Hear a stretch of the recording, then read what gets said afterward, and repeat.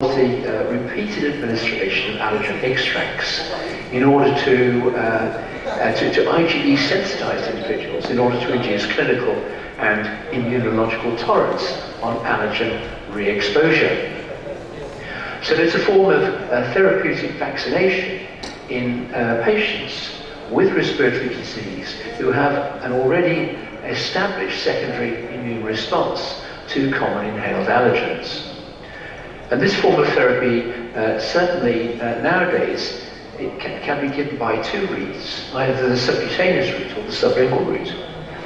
The subcutaneous route involves weekly injections, generally with a standard dosing regimen for 12 to 15 weeks, followed by monthly injections for a period up to 3 years. In contrast, the sublingual route involves the administration either of sublingual liquid or more commonly nowadays, and certainly as far as evidence goes, there's a strong evidence base for the use of sublingual tablets. And these are popped under the tongue daily for a period of 3 years. And for example, for grass pollen immunotherapy, we're normally exposed to about 200 nanograms of grass pollen in the atmosphere on our nasal mucosa during the whole summer. Whereas with subcutaneous immunotherapy, we're giving 20 microgram monthly maintenance injections, and with sublingual, about 15 to 20 microgram under the tongue. So industrial doses, 2,000 times natural exposure given either via the subcutaneous or the sublingual route. Now, it's very important to select patients appropriately for immunotherapy, and again, I apologize if I'm preaching to the choir, but I think it's important to highlight that this, in general, this form of treatment for respiratory allergies is in those patients with rhinoconjunctivitis with or without mild to moderate asthma.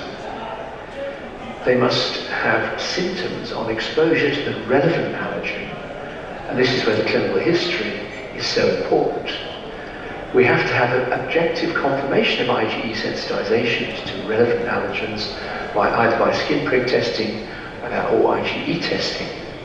And in view of the expense and time-consuming nature of this treatment, we tend to confine it to those patients with an inadequate response to anti-allergen drugs, or those participants who have unacceptable drug side effects. And examples might be, for example, bleeding with intranasal corticosteroids. What we have learned in recent years is that polysensitization is not a contraindication to allergen immunotherapy with one or two major allergens used for treatment. And patients who are polysensitized do as well as those who are monosensitized, provided they are selected on the basis of the history and strong positive IgE sensitization. Now, there are contraindications. As respiratory physicians, the two really important contraindications are those with patients who have moderate to severe and uncontrolled asthma. Even up to step 4 treatment now, as I'll come to, one can use immunotherapy provided the asthma is controlled. But in patients who've had recent exacerbations or are not controlled on therapy, there is an increased risk of systemic reactions during the therapy. So we have to be very cautious. And this form of treatment is safe, in safe hands. So you need to be experienced in the diagnosis and management of these disorders, and also need to be aware of the importance of early recognition and treatment of anaphylaxis in the very rare occasions that it may occur during updosing. There are also a number of conditions, largely by expert consensus, that exclude patients from this form of treatment, although this is not based on really good evidence, including autoimmunity, immunodeficiency, malignancy, pregnancy. And it's really important for this long-term treatment to have patients who are committed, who understand the treatment, and are able to follow the protocol. One thing I would just mention here is we have a large cohort of patients with HIV, for example, who seem to be prone to particularly severe hay fever, and who do extremely well on immunotherapy. So in my talk, I'd like to run through 4 points with you. I first of all like to show that this form of treatment has long-term benefits.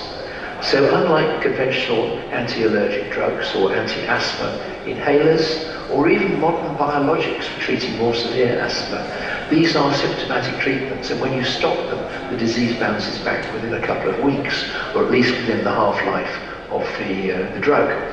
Whereas with immunotherapy, we can induce long-term disease remission.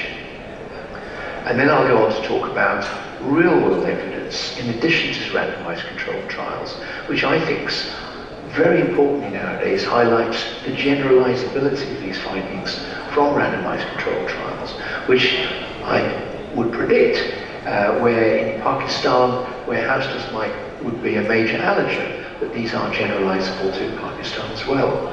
And then we'll talk about what is important, and that is that house dust mite for rhinitis and asthma.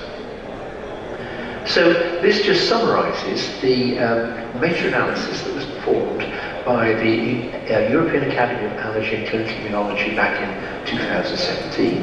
This was by my distinguished colleague Aziz Sheikh and his colleagues in Edinburgh, and they performed an analysis comparing subcutaneous immunotherapy with placebo and also sublingual immunotherapy compared to placebo. So this is an indirect comparison. There are very few head-to-head comparisons of the sublingual and subcutaneous routes. And what we see, some 6,000 studies, only 160 were eligible for systematic review. What we're looking at here is the standardized mean difference in the confidence intervals away from 0 of subcutaneous treatment compared to placebo and sublingual treatment compared to placebo. And the main message here is that 95% intervals, confidence intervals, are well within the 0 line of identity. And both forms of treatment are effective. And importantly, if we look at the evidence base here on the right-hand side for sublingual treatment, we see that we've got an evidence base of some 5,000 patients, which is in contrast to the subcutaneous route, where we only have some 1,200 patients. And I think this just highlights that the evidence base is now probably accounts for these more narrow confidence intervals that we're seeing here with the sublingual route, both for symptoms, medication, and the combined scores. But the message here is, if you're a lumper and you put all the relevant, well-controlled, double-blind studies together, provided we use vaccines of proven value, then they're effective. And this just highlights the first phase 3 trial for grass pollen immunotherapy using an alum-based subcutaneous vaccine that was performed in the United Kingdom. And this was a study designed by Dr. Tony Frew and myself on behalf of the UK study group, BSACI. And you can see here very nicely a clear dose response time course, and compared to a negative control, which is the placebo group, we see a nice reduction in symptoms. And when we look at the magnitude of this reduction in this trial using subcutaneous immunotherapy, you can see at the two doses a 10-fold difference, 2 microgram and 20 microgram of major allergen, that we're going from 25 to 35% reduction in symptoms and bigger reductions in rescue medication compared to placebo.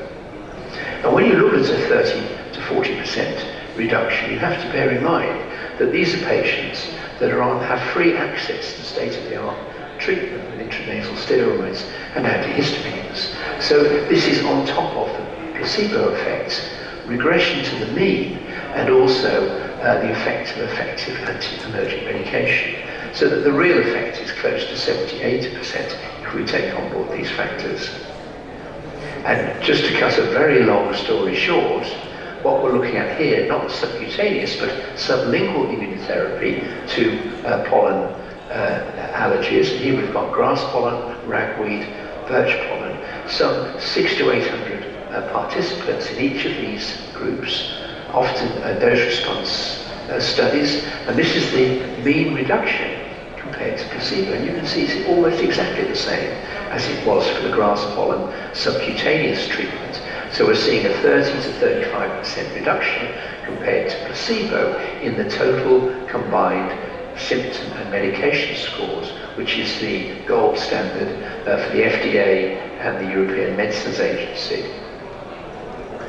But what was exciting was that I believe a study that that we performed in Europe some years ago now, where we treated patients for a period of 3 years with the identical sublingual tablet, and then withdrew the tablet over a period of a couple of years during years 4 and 5.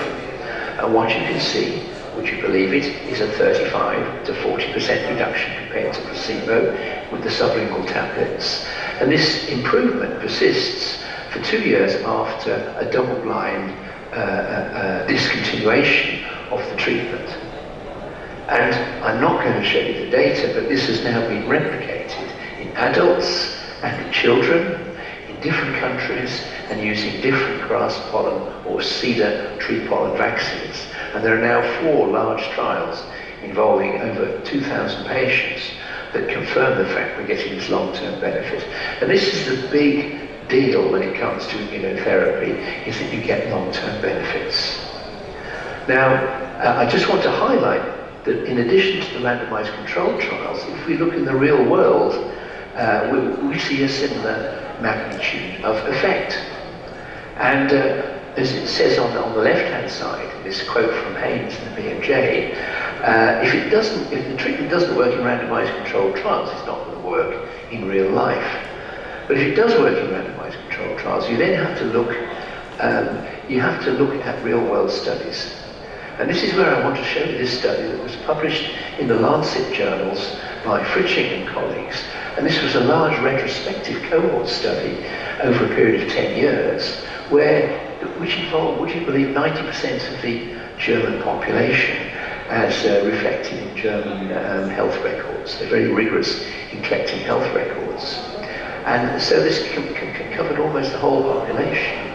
And 46,000 were identified that had a diagnosis of allergic rhinitis, with or without bronchial asthma, and had been treated with allergen immunotherapy. And what we see here is that this group was actually propensity matched over the 2 years prior to entry to trial, with 46,000 matched non-AIT treated controls. So a vast study involving the whole population. Primary outcome was a diagnosis of allergic rhinitis based on prescriptions. And you can see there were secondary outcomes for bronchial asthma, as I'll briefly show you. And there were some key exploratory outcomes, which we can't go into today. If I can just go back. So this just highlights the propensity matching.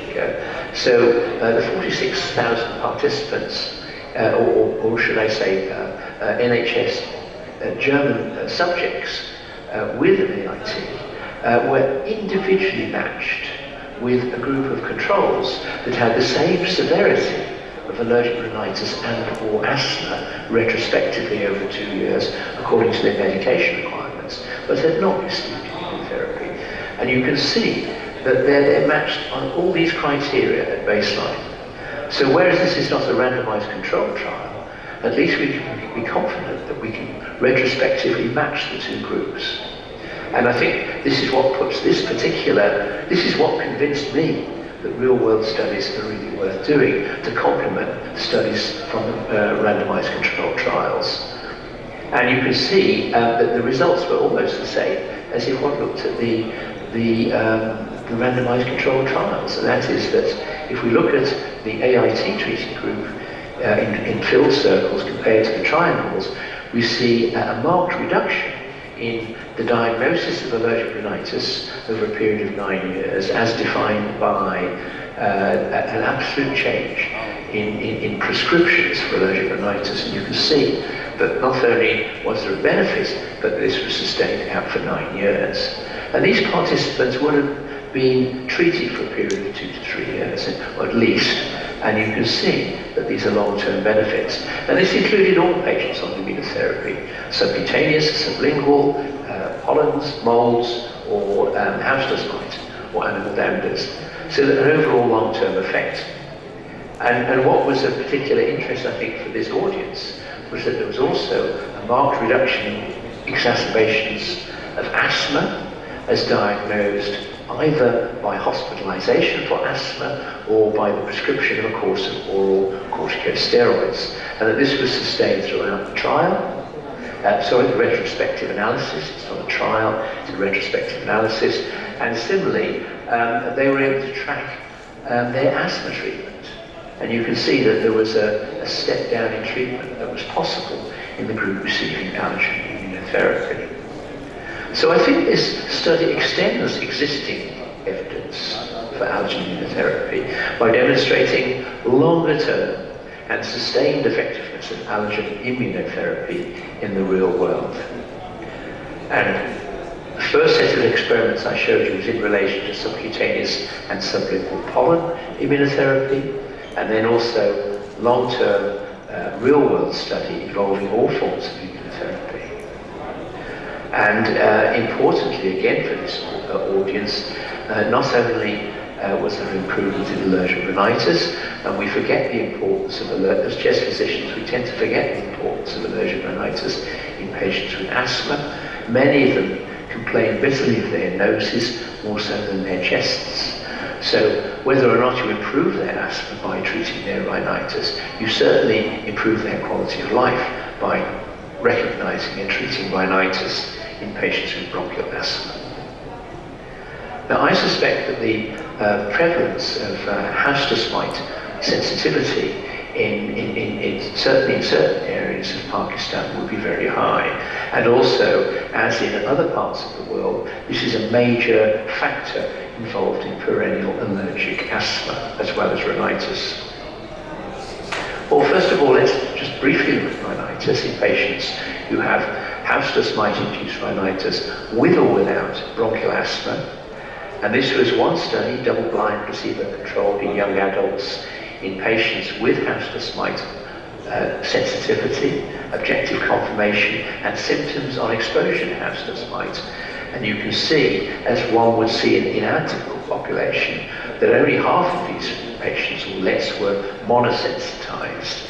And you can see that they'd had rhinitis for a prolonged period of year. They were generally young adults, both genders, and you can see that their overall quality of life was markedly impaired. And as one would anticipate in a population of house dust mite rhinitis, about a third of them also had bronchial asthma. And the study, the bottom line is summarized on this slide. And this was a response over a period of 1 year to a particular tablet, the so-called 300 IR slit house dust mite tablet that was given daily for a period of 12 months to active and placebo. There was an active and placebo tablet treated group.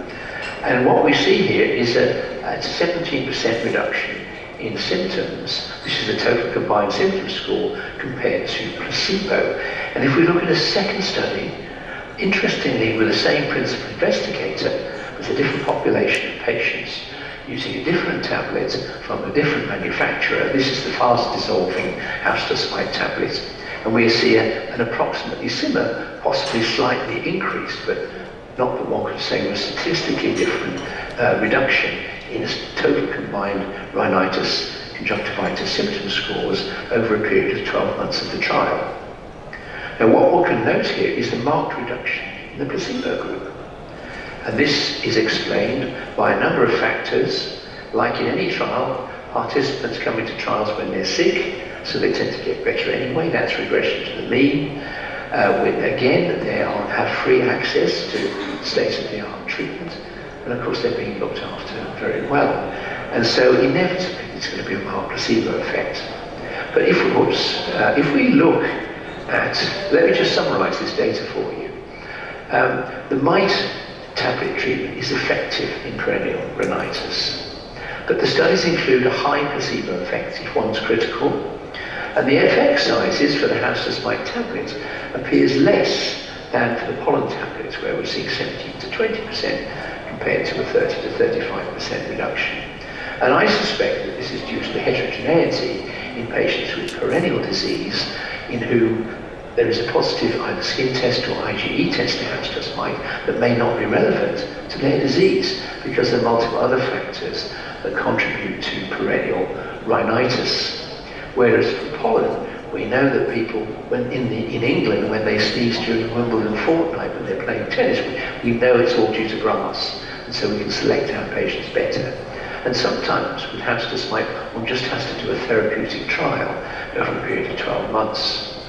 But nonetheless, these effect sizes are those accepted and indeed recommended by the WHO and the FDA in the United States as fulfilling the minimal clinical important difference. And again, a big message from these trials is there was no difference between those who were monosensitized or polysensitized, and in terms of efficacy, there was no difference as to whether they had asthma or not. And as I pointed out, 35% of them would have bronchial asthma. And indeed, it's patients with house dust mite rhinitis who have asthma, who have a raised phenome, who have a raised eosinophil count, and the diagnosis of asthma. These are the ones who do best on house dust mite tablets immunotherapy.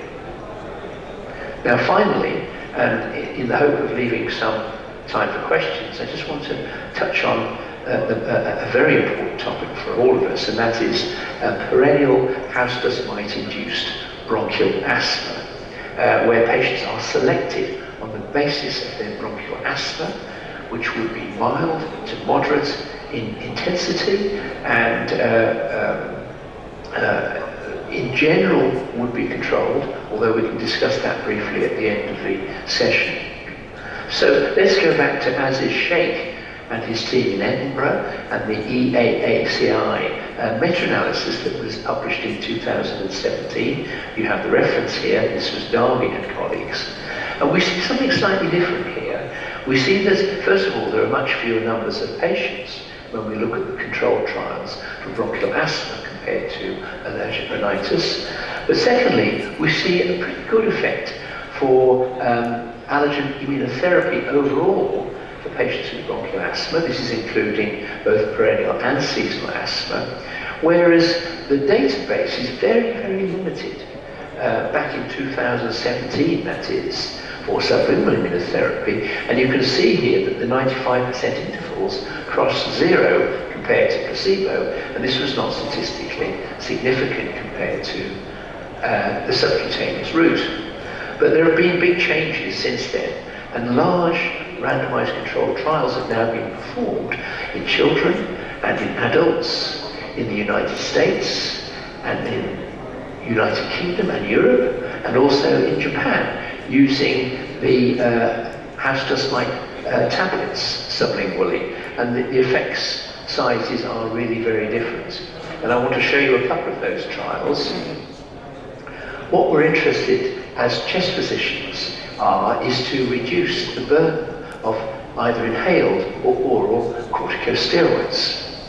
And so this trial was a double-blind, double-dummy, placebo-controlled dose-response study using fast-dissolving house dust mite tablets, in which these patients were on between 200 and 800 microgram of a budesonide equivalent. So up to moderate asthma by modern standards and GINA guidelines, step 2-3.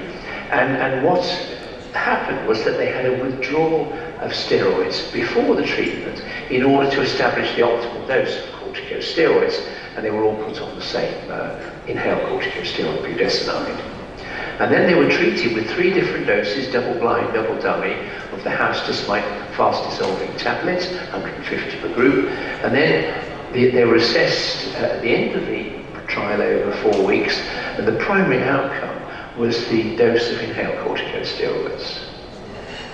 Now, the overall results of the trial were, in one hand, were confirmatory. They achieved their primary endpoint, although the effect size was rather modest.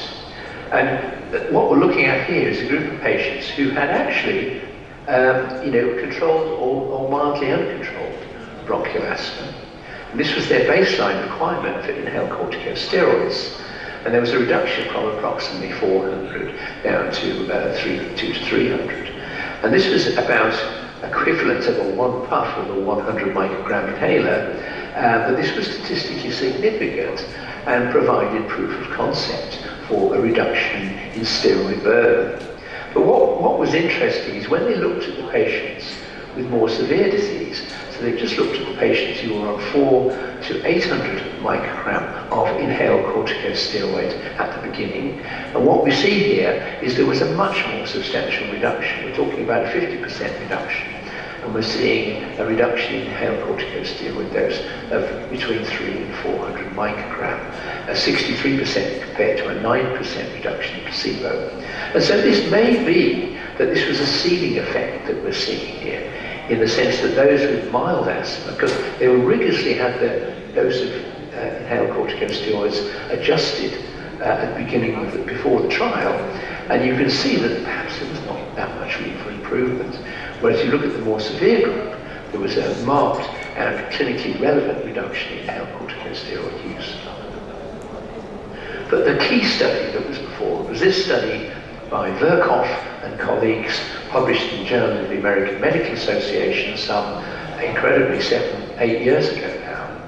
And this was the double-blind, double-dummy, placebo-controlled trial of fast-dissolving house dust mite tablets at 2 doses compared to placebo, 250 to 300 patients per group.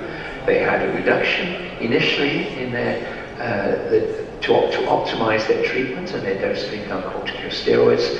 They were then treated for a period of 6 months on the tablets compared to placebo.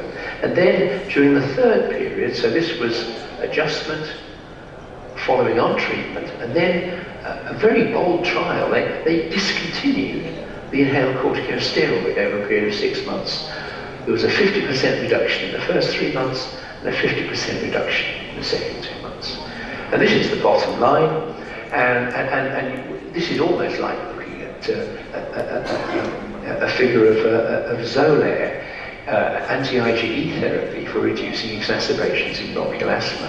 And what we can see here is about a 35% reduction in exacerbations over a period of 6 months. And this was during withdrawal, complete withdrawal of inhaled corticosteroids. So the patients were maintained well and without or with a marked reduction in exacerbations over a period of 6 months. And I think this is a very exciting result. There was an interesting study performed in Japan where the identical study was performed. I won't have the time to show the data today, but essentially it did not achieve its primary endpoint, but one of the reasons was that in Japan they were selecting patients with much milder disease. So it's a bit like when I showed you the inhaled corticosteroids. If you take more severe patients in that trial, those that showed reversibility to a bronchodilator as opposed to just a history of asthma, then you get an identical signal. So I think that these two trials together have been very informative. Yes, there are side effects, but the side effects are manageable. Some 40 to 50% of patients will get itching and swelling in the mouth when they start taking these tablets, whether they're pollen or house dust mite. And there will be a 6% withdrawal at the top dose due to these local side effects. But this is comparable to the 6 to 8% withdrawal we see, for example, with intranasal corticosteroids in patients with allergic rhinitis treated with intranasal steroids. And so this is an acceptable level of side effects. There was no anaphylaxis, no use of adrenaline, and I think this was an exciting result. And finally, as a consequence of this, and I think this is exciting news for all of us, this is the most recent version of the GINA 2023 guidelines in adolescents and adults. And for clarity, you'll be familiar with the review, assess, adjust, dose approach to managing bronchial asthma, and you'll be familiar with the GINA Step 1 to Step 5 classification of bronchial asthma according to use for inhaled corticosteroids and ancillary treatments, going up to the use of modern biologics or oral corticosteroids as a last resort. And this is what they refer to as the preferred track. Just for clarity, I'm showing you one of these, where the primary treatment is to treat with as-needed inhaled low-dose in combination inhalers with inhaled corticosteroids and a long-acting bronchodilator with the same rescue med as a low-dose inhaled corticosteroid formoterol inhaler. And the good news for our allergic patients is that in the past several years now, and extended from step 3 to step 4, is the indication in the GINA guidelines to introduce topical sublingual house dust mite immunotherapy in those patients who have symptoms on exposure, who have objective confirmation of IgE sensitization to house dust mites, and who have associated allergic rhinitis. Those are the factors pointing for benefit, and in addition, the evidence for an elevated forced expiratory nitric oxide or a raised blood eosinophil count and the presence of asthma are more predictive of a good response to treatment with the tablets. So I think this is good news for asthma, for patients with house dust mite allergy. The assumption is that this will persist for years after discontinuing 3 years treatment, although that has to be confirmed with house dust mite. So if I can summarize these findings for you, 3 years sublingual immunotherapy induces long-term disease remission. This is what this treatment has compared to conventional anti-asthma therapy or use of modern biologics. Secondly, from several studies now, and there will be other studies presented at the European Academy, from real-world evidence which confirms and extends the use of immunotherapy from the randomized controlled trials. I've shown you that the house dust mite tablet is effective for perennial rhinitis, although less so in terms of magnitude of effect compared to pollen, and we've discussed how that may be. And the good news is that now house dust mite tablet immunotherapy is incorporated in the international guidelines for perennial asthma. I'll stop there, and if there's time for questions, I'll be very happy to take them, or wait till the end of the session after my colleague Dr. Schwartz has spoken. So thank you for the opportunity to present this data. Thank you, Dr. Stephen.